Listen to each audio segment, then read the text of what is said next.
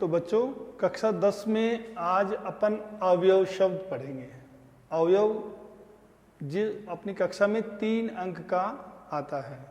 अवयव किसे कहते हैं? सबसे पहले ये प्रश्न बनता है, जिस का किसी भी अवस्था में लिंग, विभक्ति, वचन में खंडन नहीं किया जा सकता, वह अवयवी कहलाता है। अब अवयव पदानी,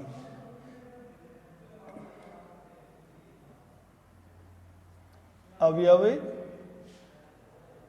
पदानी, संस्कृत भाषा में कुछ अवयव हैं जिनका प्रयोग अपन सामान्यतः बोलचाल में, पढ़ने में, संस्कृत भाषा में करते हैं।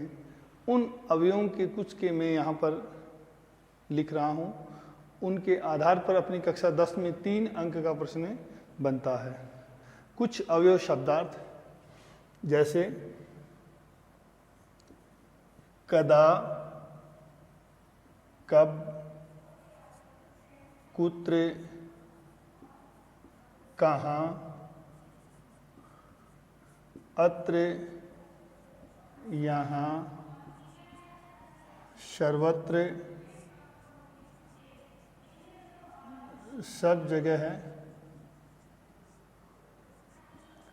सर्वदा, हमेशा, है, बीता हुआ, कल, स्वह,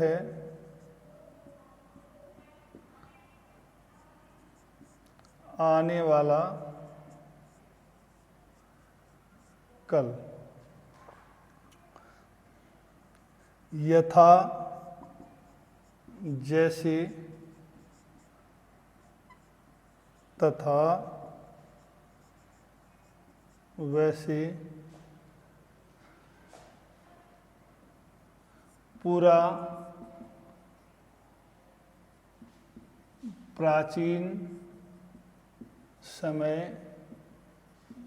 में, इतस्ततः,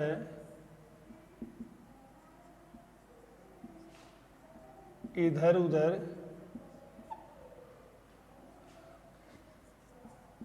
एकदा, एक बार,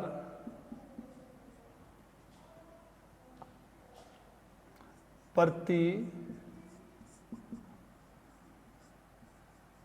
तरफ, परितः, चारों ओर,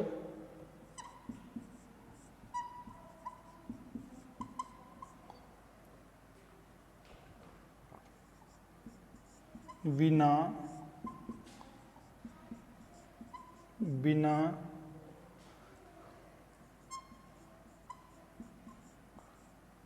अभितः, दोनों ओर,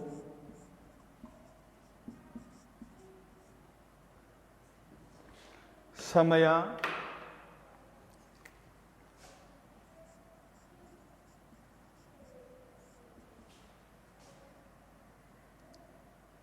और निक्षा, दोनों का अर्थ होता है पास में।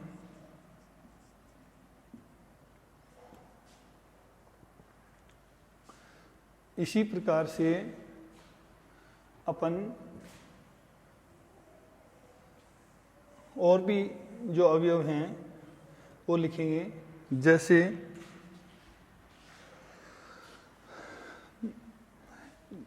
आप देखिए, सामान्यतः च, और,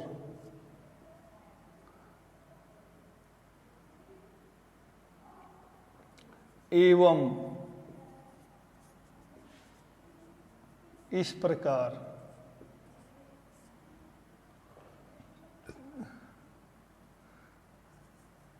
यथा, जैसे, तथा, वैसे, उच्चई,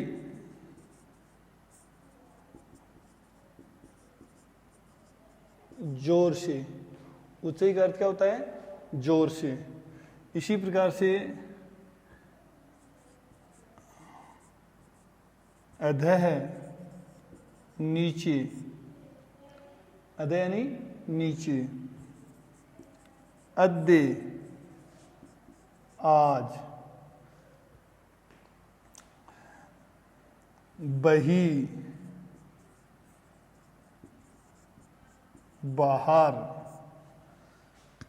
इस प्रकार से बच्चों और भी कुछ अवयव हैं जो कक्षा 10 के अंदर आते हैं, और इनका जो पूछने का जो तरीका है वो बहुत सीधा है। सबसे पहले आप क्या करेंगे कि इनको आप अच्छी तरह से याद करेंगे, और उसके पश्चात इनका क्या है कि अपन प्रयोग करते हैं। परीक्षा की दृष्टि से किस प्रकार के प्रश्न आते हैं, मैं आपको एक बार एग्जाम्पल के लिए बताऊं कि जो बोर्ड क्लास के अंदर जो पेपर के अंदर जो प्रश्न आता है वह इस प्रकार से पूछा जाता है कि मैं आपके सामने इसको लिख रहा हूं, वो आप देखना कि किस प्रकार से ये प्रश्न प्रयुक्त होता है।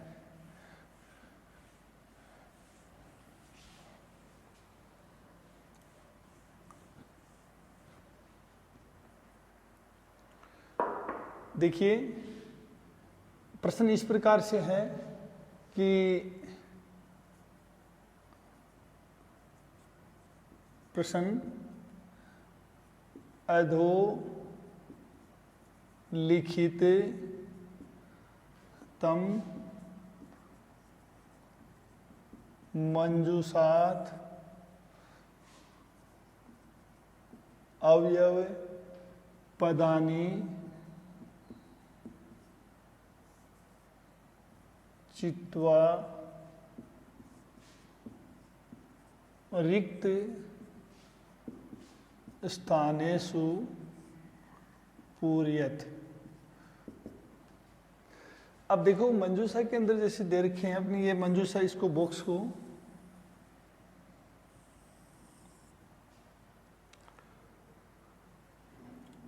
इसमें कुछ अवयव शब्द दिए हुए हैं। जैसे मैं आपको बताऊं कि इतस्ततः,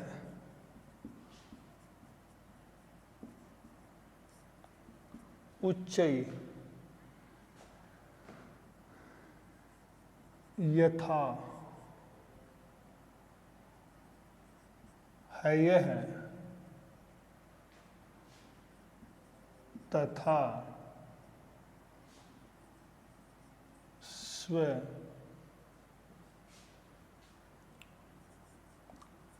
यावत,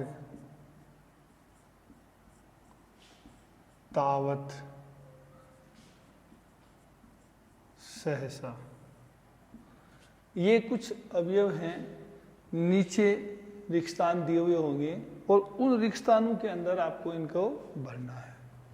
अब देखिए, मैं सबसे पहले एक वाक्य लिखता हूं, उस वाक्य के अंदर आपको इनमें से जो उचित अवयव पद है उसको चुन करके आपको इसमें भरना होगा। देखिए,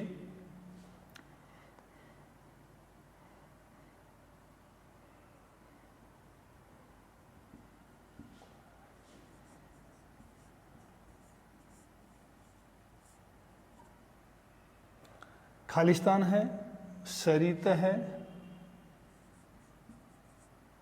महितले, खालिस्तान, संस्कृत भाषा,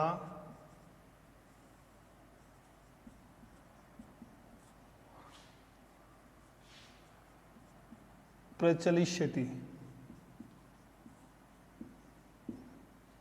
बच्चों, इसमें दो रिक्तस्थान दिए हुए हैं, एक पूर्व एक आगे। अब देखिए दूसरा,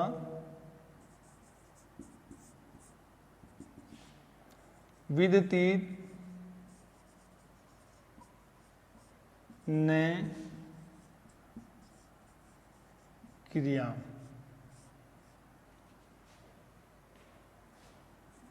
अगला वाक्य है, देखो,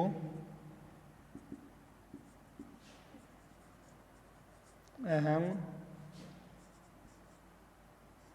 ग्रामम अगच्छत्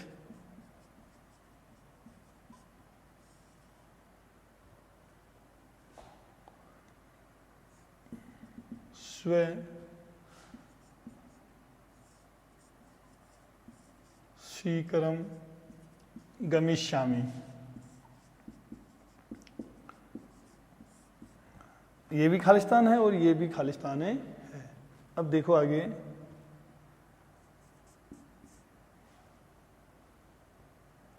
रात्रौ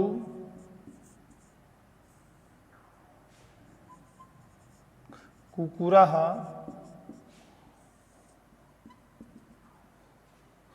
खालिस्तान भ्रमन्ति।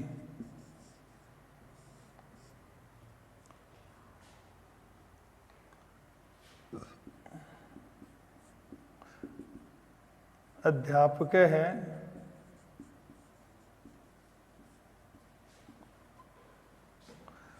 खालिस्तान पाठं पाठयति।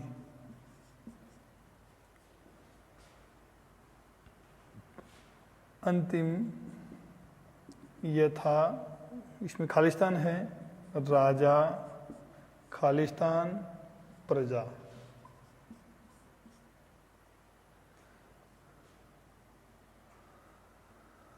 बच्चों देखिए, कुछ जो आपके अवयव हैं इनमें से इनको भरना है। जैसे देखिए, खालिस्तान है सरिते महितले, खालिस्तान दिया हुआ है।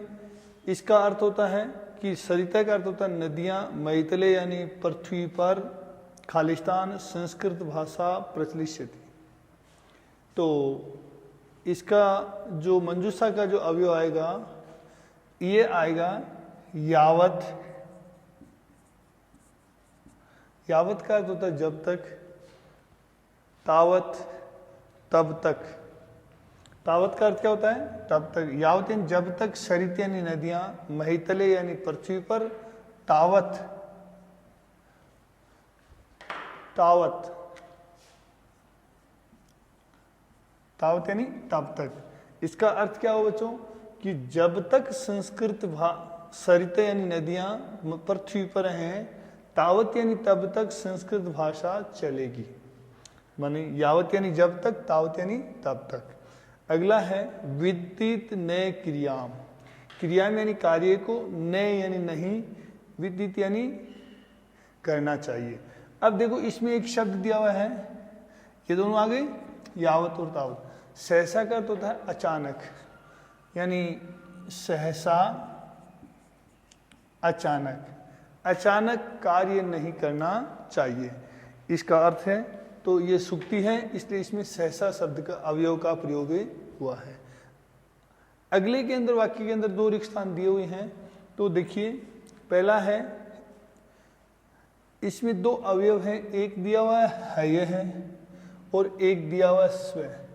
बच्चों मैं आपको एक बता देता हूँ कि हय शब्द भूतकाल के लिए प्रयुक्त होता है, उसके वाक्य में आपको भूतकाल की क्रिया प्रयुक्त होगी, और स्व के अंदर भविष्यत काल, जिसको अपन कहते हैं लृट लकार। समझ में आई? तो जिसमें भविष्यत काल की क्रिया लृट लकार की होगी, उस खालिस्तान में स्व का प्रयोग करते हैं। और जिस अवयव के अंदर जिस अवयव हय का प्रयोग करते हैं, उसमें भूतकाल की क्रिया प्रयुक्त होती है। तो देखिए, इसके अंदर सबसे पहले आपने वाक्य के अंदर नोट किया कि ये जो क्रिया है वो भूतकाल की है। तो भूतकाल के अंदर जो अवयव आता है उस अवयव का नाम है हय। हय का अर्थ होता है बीता हुआ कल। तो इसका अर्थ हुआ कि हय है बीते हुए कल को मैं गांव को गया था। अब इसमें क्रिया जो आ रही है वो किसकी आ रही है? भविष्यत काल की। किसकी आ रही है? भविष्यत काल की। तो भविष्यत काल की क्रिया के अंदर किसका प्रयोग करते हैं अपन? स्व का। तो स्व यानी आने वाला कल। आने वाले कल को मैं सीकर जाऊंगा। समझ गए मेरी बात को? कि बीते हुए कल को मैं गांव गया था और आने वाले कल को मैं सीकर को जाऊंगा। यानी समझ गए आप मेरी बात को कि यहाँ भविष्यत काल की क्रिया थी, इस कारण से यहाँ पर स्व का प्रयोग हुआ है। और इसके अंदर भूतकाल की क्रिया थी लंग लकार की, इस कारण से हये का प्रयोग हुआ है। अगला वाक्य देखो कि रात्रो यानी रात्रि में, कुकुरा यानी कुत्ते, भ्रमंती यानी घूमते हैं। तो बच्चों इसमें एक अवयव आया है इतस्ततः। तो रात्रि में कुत्ते, इतस्ततः है इधर उधर। इतस्ततः का अर्थ क्या होता है? इधर उधर। रात्रि में कुत्ते इधर उधर घूमते हैं। समझ गए बात? ये इतस्ततः है। अब देखो एक वाक्य दिया हुआ है अंग के अंदर कि अध्यापक है यानी अध्यापक पाठम पाठयति। मध्य में खालिस्तान है, अध्यापक है खालिस्तान पाठम पाठयति। तो इसका अर्थ क्या होता है? अध्यापक। अब इसके अंदर एक शब्द दिया हुआ मंजूषा में उच्चई। तो अध्यापक, उच्चई का अर्थ होता है जोर से। उच्चई का अर्थ क्या होता है? जोर से। अध्यापक जोर से पाठ को पढ़ाता है। अगला देखिए अंतिम जो है कि राजा और प्रजा दो शब्द हैं और दो खालिस्तान दिए हुए हैं। हम इसका प्रयोग किस प्रकार से करेंगे कि इसमें दो अवयव दिए हैं मंजूषा के अंदर, एक दिया हुआ है यथा और एक दिया हुआ है तथा। तो यहाँ सबसे पहले यहाँ लिखेंगे यथा। यथा यानी जैसा, राजा, तथा। तथा का अर्थ होता है वैसी प्रजा। जैसा राजा वैसी प्रजा। इस प्रकार से आपको परीक्षा के अंदर जो मंजूषा के अंदर से जो अवयव पदों को चुन करके नीचे रिक्त स्थानों के अंदर भरे दिए जाते हैं। इसमें प्रत्येक वाक्य का एक अंक होता है खालिस्तान का। अगर किसी वाक्य के अंदर दो खालिस्तान दिए हुए तो प्रत्येक खालिस्तान आधे आधे अंक का हो जाता है। और वो मंजूषा के अंदर से जो तीन अवयव हैं वो चुन करके आपको बने हैं। बच्चों और भी आपको मैं वाक्य दिखाता हूँ। जैसे कुछ वाक्य आपको देखिए, मैं यहाँ पर और अवयव लिखता हूँ। उसके अंदर देखिए कि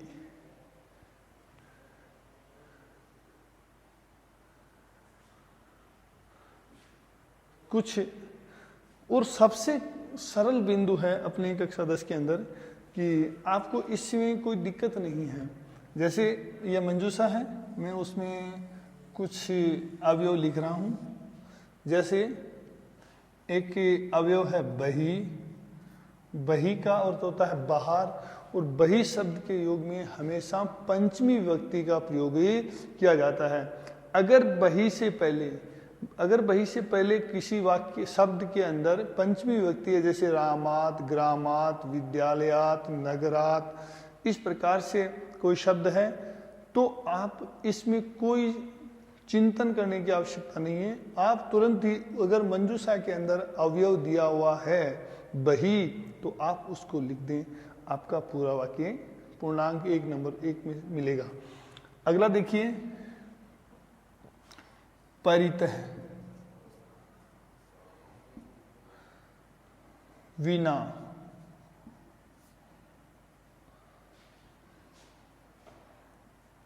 प्रति,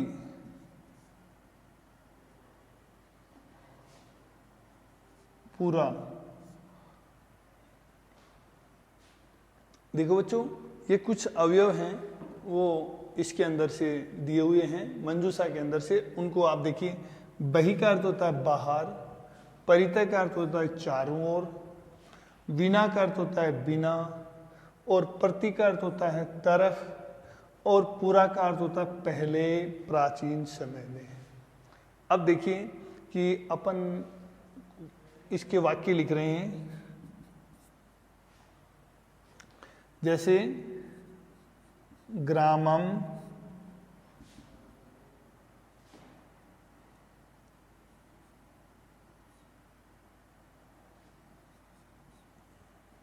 ग्रामम खालिस्तान, वनम वर्तते, पहला वाक्य है।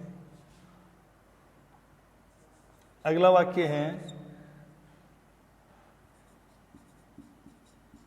नगरात खालिस्तान आश्रम है वर्तते।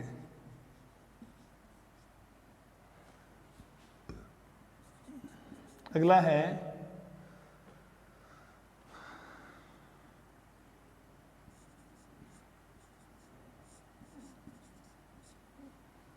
जलेन खालिस्तान जीवनम नास्ति। ठीक है,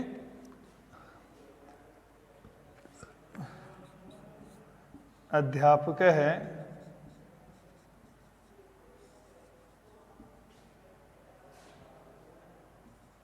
विद्यालयम,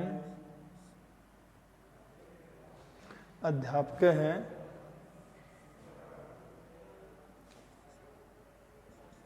विद्यालयम गच्छति। ठीक है, इस प्रकार से अंतिम देखो वाक्य है कि संस्कृत भाषा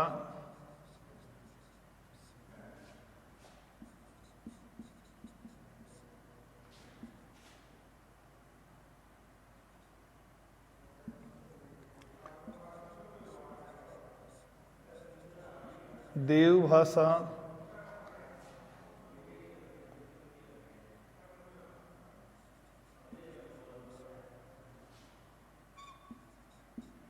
जनानाम च, पूरा संस्कृत भाषा देव भाषा जनानाम च भाषा आसीत।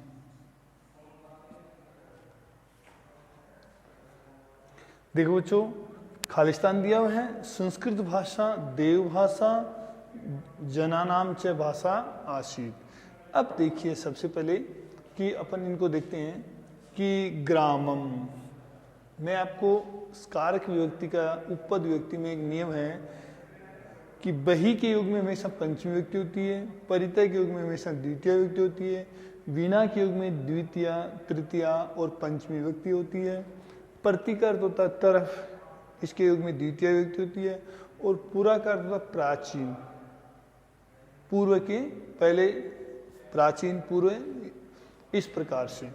तो ग्रामम वनम वर्तते। अब देखिए इसके अंदर जो शब्द आएगा वो है परितः। ग्रामम परितः वनम वर्तते, गांव के परितः यानी होता है चारों ओर, गांव के चारों ओर वन है, तो इसके लिए ये शब्द अवयव है वो चुना जाएगा। अगला देखिए नगरात। मैंने कहा कि अगर बही शब्द के योग में कोई शब्द अगर पंचमी विभक्ति का है तो उसमें अपन बही का प्रयोग करते हैं। देखो बच्चों, नगरात, रामात, बालकात, इस प्रकार से ये शब्द है वो पंचमी विभक्ति में एक वचन में बनते हैं, तो इसमें इस बही का प्रयोग करते हैं। नगरात बही आश्रम वर्तते, नगर के बाहर आश्रम है, तो यहाँ बही का प्रयोग किस कारण से किया गया? क्योंकि नगरात के अंदर पंचमी विभक्ति का शब्द होने के कारण। जलेन के अंदर तृतीया विभक्ति है, और मैंने आपको कहा कि वीणा शब्द के अंदर द्वितीया भी होती है, तृतीया भी होती है और पंचमी विभक्ति भी होती है, तो यहाँ पर तृतीया है, इस विभक्ति का शब्द है जलेन, तो यहाँ पर अपन वीणा शब्द का प्रयोग करेंगे कि जलेन विना जीवनम नास्ति, पानी के बिना जीवन नहीं है। समझ गए बच्चों कि यहाँ पर विना क्यों आया? कि जलेन में तृतीया विभक्ति, इस कारण से। विना के योग में द्वितीया भी होती है, परंतु यहाँ पर पंचमी भी होती है, परंतु यहाँ विना जलेन में तृतीया विभक्ति, इसलिए विना का प्रयोग किया। दूसरा है अध्यापक है विद्यालयम गच्छति, खालिस्तान दिया हुआ है, अध्यापक है विद्यालयम खालिस्तान गच्छति, तो मैंने कहा कि प्रति का अर्थ होता है तरफ, हम किसी की तरफ जाते हैं, उसमें कौन सी विभक्ति होती है? द्वितीय विभक्ति होती है। अध्यापक है विद्यालयम प्रति गच्छति, समझ में आया? तो ये प्रति हो गया, विना हो गया, बचा कौन सा? अंत में पूरा। तो मेरी बात समझ में आ गई कि पूरा यानी प्राचीन समय में संस्कृत भाषा देव भाषा और जन यानी लोगों की भाषा आसीत मतलब थी। बच्चों समझ में आया बात? इस प्रकार से ये शब्द अवयव हैं जो अपनी कक्षा के अंदर कक्षा 10 में 3 अंक का प्रयोग में लाया जाता है। सबसे पहले आप इनको पढ़ें, अर्थ समझें और कुछ नियम हैं, कुछ अवयवों के अंदर विभक्ति जो होती है उनका निश्चित नियम है। जैसे बही के युग में पंचमी विभक्ति का प्रयोग किया जाता है, परितः के युग में द्वितीय का विभक्ति का प्रयोग किया जाता है, विना के युग में द्वितीय, तृतीय और पंचमी विभक्ति का प्रयोग किया जाता है, प्रति के युग में द्वितीय विभक्ति का प्रयोग किया जाता है। इसी प्रकार से आपकी जो अवयव शब्द हैं वो कक्षा 10 में 3 अंक के प्रयोग में लाए जाते हैं। मैं इसी प्रकार से कुछ उदाहरण और लिखता हूं और देखिए,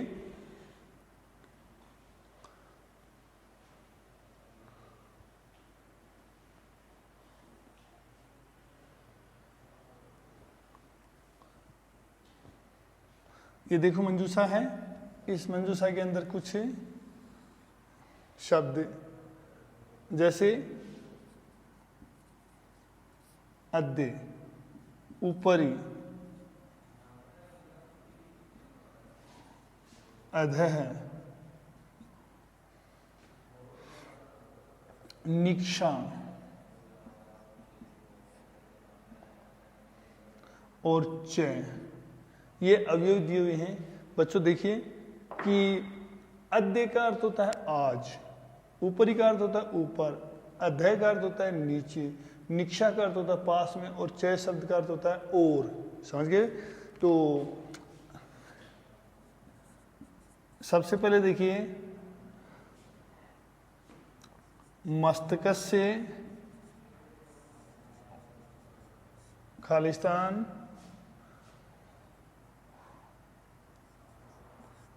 मेघा अस्ति, मस्तकस्य ऊपरी मेघा सन्ति। ठीक है, उसके बाद देखिए अगला वाक्य,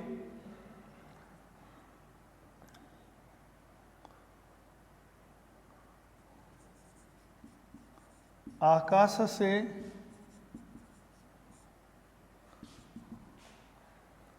खालिस्तान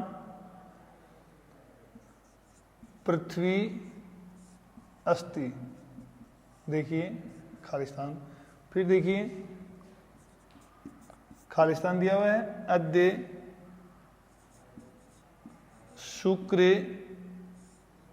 वासरः अस्ति।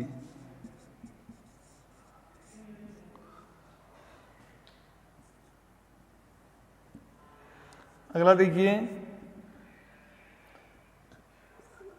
गृहम निक्षा, गृहम खालिस्तान विद्यालय है वर्तते। समझ में आया कि गृहम खालिस्तान विद्यालय वर्तते। ठीक है, अगला है राम है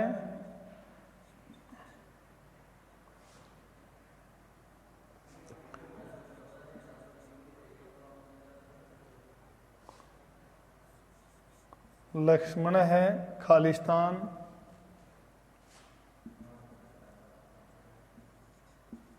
वनम गच्छते। देखिए अब इस प्रकार से ये आपकी मंजूषा के अंदर से अवयव आपको खालिस्तान में बढ़ने हैं। अब देखिए मस्तकस्य, मस्तक मतलब सिर के, और मेघा यानी बादल, संति यानी हैं। तो देखिए सबसे पहले ऊपरी, ऊपरी का अर्थ होता है ऊपर, तो सिर के ऊपर क्या है, मस्तकस्य ऊपरी। समझ गया गया कि सिर के ऊपर क्या है, बादल हैं। तो ये अवयव आपका हो गया। दूसरा आकाश से खालिस्तान पृथ्वी अस्ति। तो इसमें देखो बच्चों अधः, अधः का अर्थ होता है नीचे, अधः का अर्थ क्या होता है नीचे। तो आकाश के नीचे, अधः यानी नीचे, क्या है पृथ्वी, अस्ति यानी है। अगला देखिए कि खालिस्तान शुक्रवासर अस्ति। तो इसमें एक शब्द दिया हुआ है अद्य। अद्य का अर्थ क्या होता है? आज। तो अद्य शुक्रवासरः अस्ति, आज शुक्रवार है। अद्य का अर्थ क्या होता है? आज। अगला देखिए, गृहम खालिस्तान दिया हुआ है, विद्यालय वर्तते। तो निक्षा का अर्थ होता है पास में। निक्षा का अर्थ क्या होता है? पास में। गृहम निक्षा विद्यालय वर्तते, घर के पास में विद्यालय है। राम है, लक्ष्मण है, खालिस्तान, वनम गच्छते। तो देखो बच्चों, इसमें एक शब्द दिया हुआ है च, ये इसमें आ गया कि घर के पास में विद्यालय है। निक्षा का अर्थ क्या होता है? पास में। अब बच गया जो च, जो च बचा है लास्ट में वो इसमें आ जाएगा। राम और लक्ष्मण, राम और लक्ष्मण, तो यहाँ पर क्या आ जाएगा? च। च का अर्थ क्या होता है? और। च का अर्थ क्या होता है? और। राम और लक्ष्मण वन को जाते हैं। ठीक है, इस प्रकार से ये अवयव का बिंदु है वो आपकी कक्षा 10 के अंदर है। बच्चों ये बहुत सबसे सरलतम बिंदु है जिसके अंदर आप पूर्णांक ला सकते हैं। इसमें कोई ज़्यादा मेहनत की आवश्यकता नहीं है, आप आसानी से 3 अंक प्राप्त कर सकते हैं, इसमें आपको कोई डाउट नहीं है। थैंक यू, और कल फिर अपन मिलेंगे इसी समय इसी कालांश में। Thank you.